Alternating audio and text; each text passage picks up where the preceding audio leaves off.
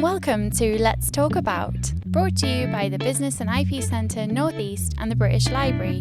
In this series, we want to showcase the people behind the Business and IP Centre North East, which includes our expert in residence, library staff, our BIPC locals, as well as featuring local businesses who have benefited from using our services. So we are here today where we will be talking about the power of storytelling and comms, or what makes good comms. I'm really excited about this episode because telling stories and sharing stories is my favorite thing to do. So Sarah and Andy, thank you so much for joining me. It would be great to hear a bit about yourselves. We can start with you, Sarah. Yeah, no worries. Well, hi, my name is Sarah Turnbull. And I actually work for Business and IP Centre North East, and my role is there. I'm actually the project coordinator, but I do head up the marketing and comms side of things as well for BIPC North East. And a little bit of background, I mean, from about age of 20, which has gone a long time back, I have had various marketing roles. I'm very happy to say that as well. So I've had a few marketing roles in fast-moving consumer goods and also the retail world as well. Very important sectors that often we don't realize how much we are sold to and advertised through fast moving consumable goods particularly. So really good to hear your insights and experience in this chat. And Andy, welcome as well. Can you tell us about yourself? Hi, I'm Andy Ditchburn. So I founded Puro in 2003 and I've been the creative director ever since. So we work with clients at all sorts of different stages, all sorts of sectors. And we provide brand, digital, design and consultancy services. And I'm an expert in residence at the BIPC. And I believe my official title is brand, website and marketing. Hope I got that one right. Yeah, that's right. That's excellent. Perfect, yeah. Brilliant. I love that. And I love that, your title, and Sarah, heading up that marketing division, you also know so much about us because you make sure that our profiles and biographies look great so that we can, really help the ideal clients that are looking for us. So, let's just get stuck into a chat about comms then. So what types of customers do you try and help, Sarah? What kind of challenges do you find small businesses come to the BIPC for? We do have 30 plus experts in residence, and we're really fortunate as well to have such a eclectic mix of marketeers as well. So we've got the likes of yourself, we've got Andy who specialises in web and marketing, we've also got the likes of PR and social and also networking. So I think in terms of the amounts of clients, sometimes it's like, sometimes they might not know how to communicate. So we might get a lot of startups or people who are looking to grow and diverse their business, and then that customer base is actually moved on. So we do get an eclectic mix. And then also as well, you've got to think about, they might be looking for one thing, but then they might be looking for another thing. So we could be getting something from a traditional marketing kind of view, such as like the e-newsletter, social media, PR. But then we might be getting other people who want something a little bit more different because they've got a certain target audience as well. So we do get a variety. I really like that, and I love that you appeal to different people, you help different people, and one of the things I really like is you also have different sectors you serve, so it's not just about small businesses, it's also social enterprise, individuals who might need help or support around a particular topic if they're wanting to do a startup, or that there's actually quite a broad range of customers you serve, which makes the people we work with a really fun community to nurture and build and just learn from each other. And on that note, I did want to just comment briefly on the event programs that you run at the BIPC, because I've been fortunate to attend some of Andy's sessions and others, but that means that I'm learning from other experts in residence. So I really like that not only is there a group of people and a community that we can serve as one-to-one funded support or help as clients, but we can also learn from each other's best practice, and that's been really helpful for me. How has that been for you, Andy, doing the training sessions and the events that you run and working with so many different businesses? Yeah, no, it's fantastic. I mean, I really enjoy doing the master classes and workshops. It's really cool when there's a series of workshops and they're deliberately in the right order, so people can kind of like come along to one and then the next 2 or 3 might be appropriate for them. And I think when that happens, you get like a real bond and a real rapport, and you get to know the people who are attending. It's not like a one-off thing where people come in, do the session and then leave. A lot of people are like booking onto the next session during that session. And everyone's, it's really nice when people in the room bond and chat and network and mix and swap contact details, because everyone's, from different backgrounds, different sectors, different businesses. People are, trading at different stages. So I think that works really, really well. The networking element of people coming along to workshops and masterclasses, I think, is like underrated. I think that's really important. Absolutely. And I think as well, your events and the events that we put along and deliver, it really gives people a chance to swap ideas, share stories as well. And I think sometimes when you were saying about networking, it's like if you say a networking event, people might be a bit shy, but I think Andy's workshops really kind of make people relaxed, and it's an informal setting where people can learn and also engage with one another and also with the experts like Andy. I think the other thing as well is being an expert in residence, you do get people reaching out to you wanting to have a one-to-one and a chat, and that's wonderful. But there's only so much time in the day, and you can only help so many clients a week. So having a space or a workshop where you can go a little bit deeper into a topic and share things, but actually innovate whilst you're there, almost like a test bed for ideas or learning from each other. That's one of the most exciting things I enjoy, because I can serve more clients at once, and really teach people. And they've free funded activities so that people can access in the city centre, which is just so powerful. I would like to ask both of you, or just chat about, what is marketing? Why does it matter? What is the power of marketing? Why do we do it? Well, I think if you want to identify marketing, I'm going back to my unities here, but it's kind of, I don't know if it's in the right order, but it's identifying, anticipating and satisfying consumer needs and wants. But I think it's so much more than that now. It is ensuring that you are satisfying your consumer in a way, but at the same time as well, whatever you put out, and looking at other businesses and we worked with, it is ensuring that your product or service is it's elevating your unique selling points, and also the customer side of things as well. So making sure that a little bit of you is in your brand or product or service. So it's so important. It's more personal and telling that story rather than selling for selling's sakes. Yeah, I totally agree. And I think, my definition of marketing is generating an opportunity for a sale. And every business has got to sell. A business has got to make sales. They've got to have clients.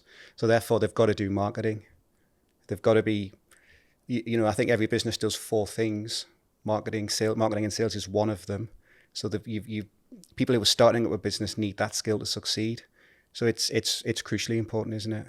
It's actually one of the most profound learning shifts that I had coming to Andy's session. So it was an introduction to marketing session, and I'd gone to upskill myself because I thought I had lots of marketing knowledge.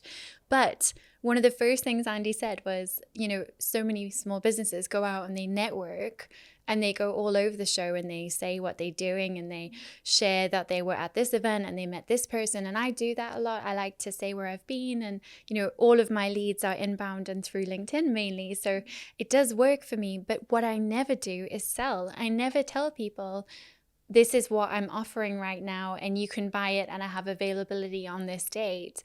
And it's something I'm working on at the moment, but actually that was quite a profound shift for me to actually hear Andy say, well, actually, how many networkers or how many marketers are actually making a sale, like asking for the sale, and actually selling is serving, you to be able to be clear and show people the steps and almost signpost them or take them through a journey. A lot of people miss those steps. So I was so grateful to kind of go back and pick apart my processes and things. And I think that's where it's important that you can learn so much from others and other people's stories and what they do, that you can learn to do better or similar or things like that. As someone who's working in marketing, Sarah, and also sharing the stories of the businesses who work with you, the guest experts, you know, working with the library. There's so many different touch points you have in your role, you know, and you've got different contact centers. So you've got, for instance, very different people who will access your learning programs in, say, Hexham or Sunderland or Blaydon. So how do you tell those stories of all those different centres?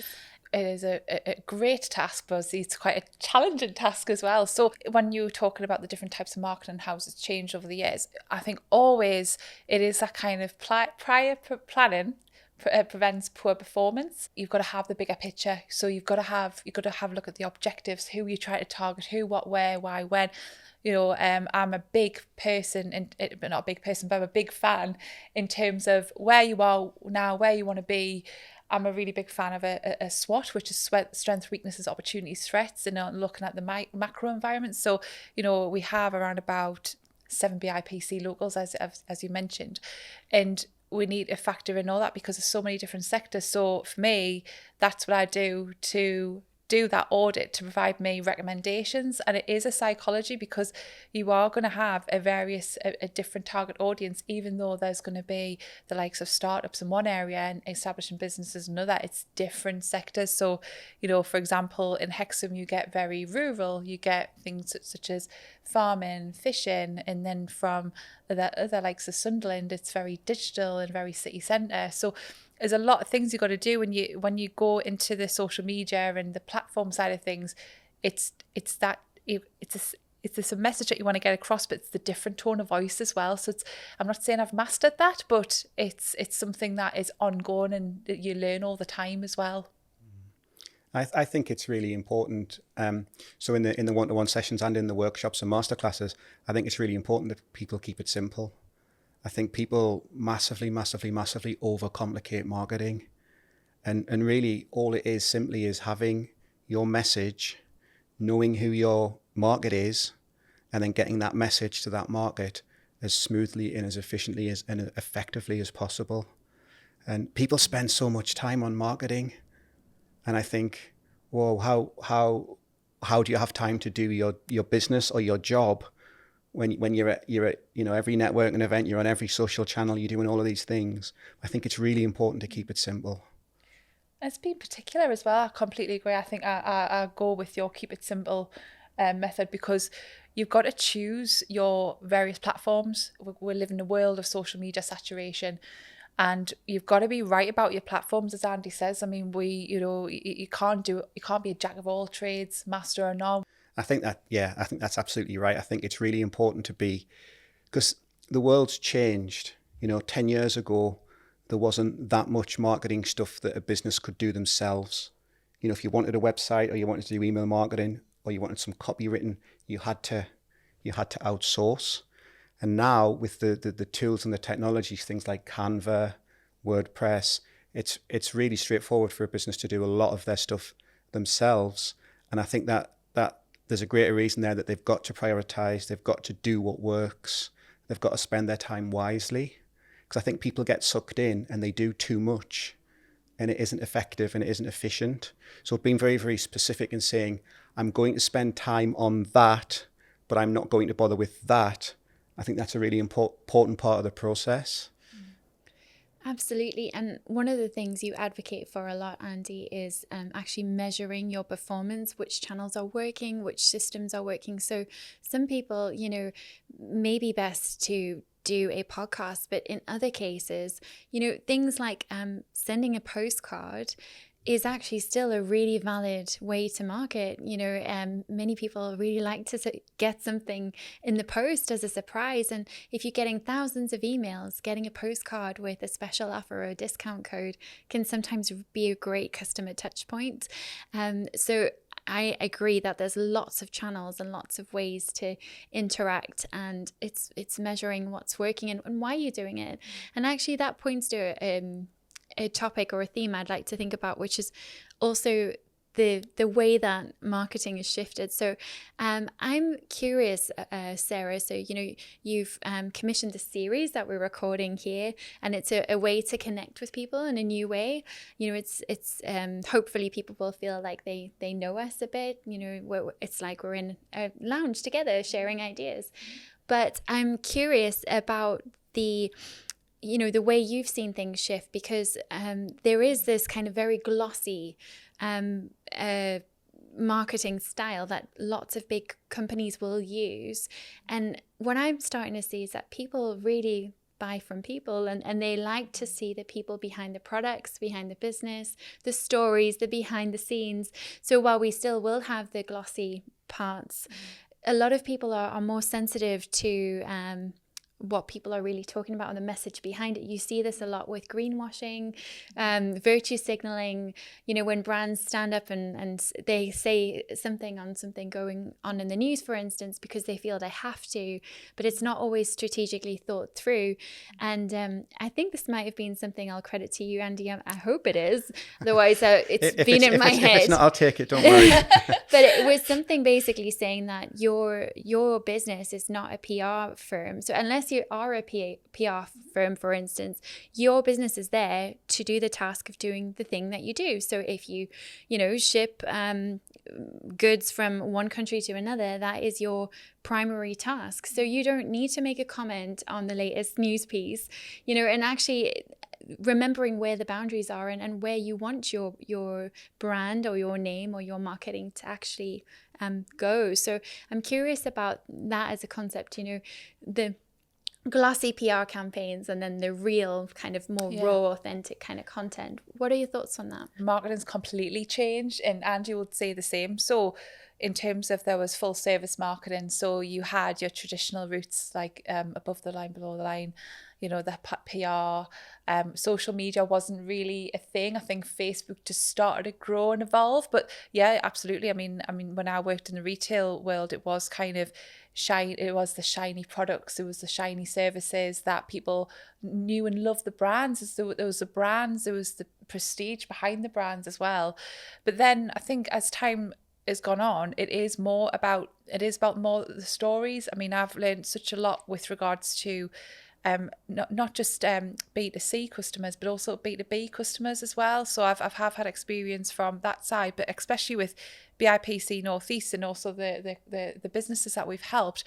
It is about that, for example, there's a lady who is a speech and language therapist by trade, and she's used that to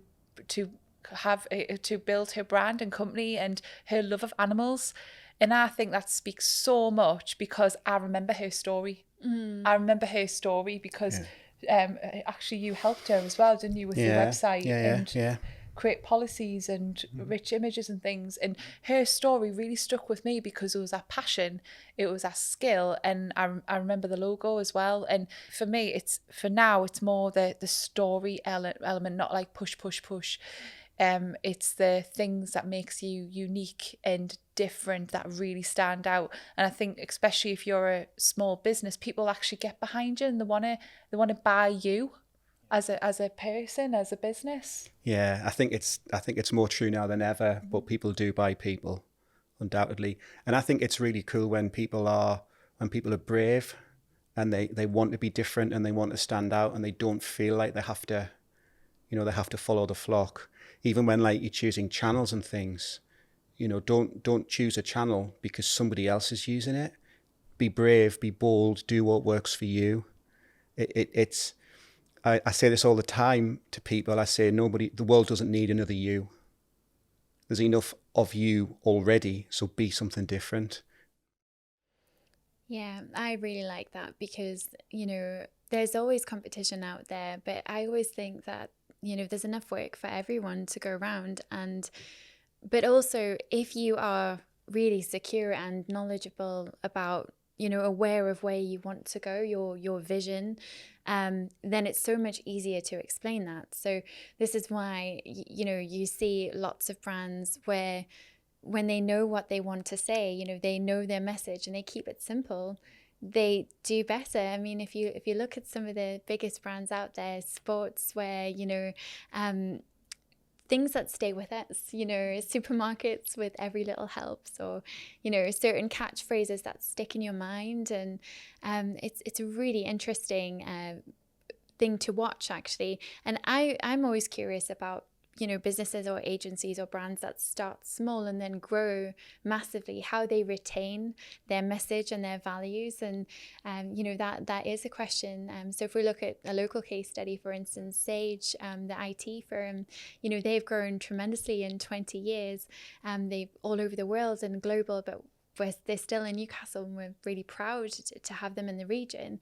So it's really interesting actually watching the evolution of brands and marketing as it grows.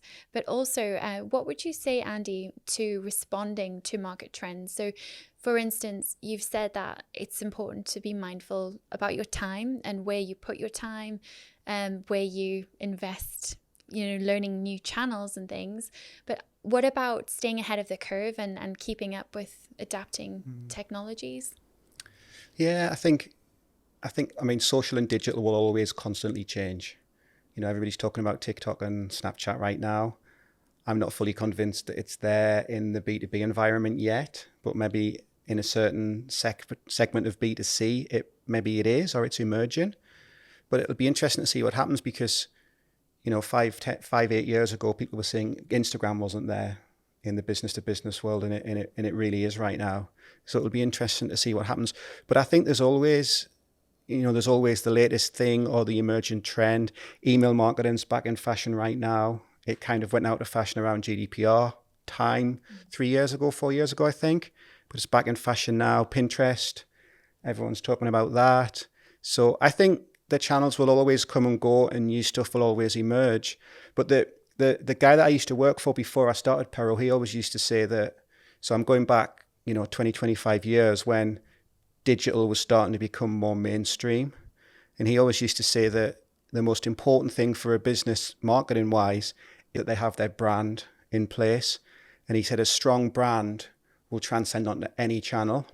And I've taken that with me on the Pero journey. I totally agree with that. And I'd add to that now and say that it's not just your brand, but it's also your content. If you have a great brand and you have great content, it doesn't really matter what happens with channels. You'll always survive, and you'll always adapt to whatever the latest trends are. Sure. Have you got any exciting stories you could share with us, or interesting stories about favorite brands you've had the chance to work with, or clients through the BIPC? Yeah. I mean, there's been so many clients through the BIPC, but I suppose the ones that I enjoy the most and the ones that I remember are the ones where you see them making it. So maybe someone comes into the BIPC as a startup or a pre-start even, and then you see them a year later, they're starting to win clients, they're starting to grow, they employ staff. And again, I see businesses all the time now who are super successful. And I think, I remember 8-10 years ago seeing you guys at the BIPC. So I think, I don't know if it's selective, but I tend to remember the ones that have done really well. Absolutely. I love that. And what about you, Sarah? Are there any stories or people that have come through that you've thought, wow, that was so inspiring? Oh, there's been so many inspiring things. Absolutely. I mean, that's why I love working, and I suppose marketing and helping small local businesses. So I mentioned the lady that Andy worked with previously. And then also there's another lady. She is from Meraki Cacao. And I think it's another client that Andy helped, and she was actually I think an ecologist scientist originally, and because of her passion for traveling, and she's actually she created cacao bars using like flavors that she's been on our travels, and I absolutely love that. I just love when brands and products it has that little bit of personality and that touch of the person, and it just that's what makes things different. And the likes of, I think in terms of our services as well, I think the stories really bring them to life as well, in terms of Cotton Brush, who was on the earlier series before. I mean, he is absolutely brilliant. I mean, they're a global brush maker, and they've gone through the doors and they've seen how they've evolved as well.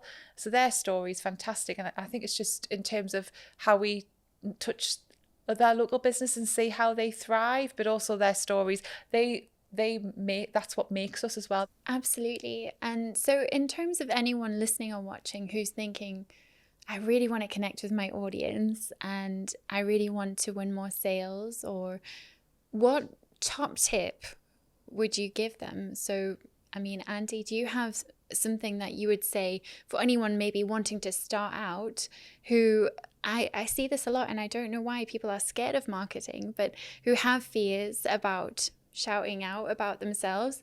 What would your top tip be? I think it's important to be open-minded and give everything a go. Monitor and measure everything.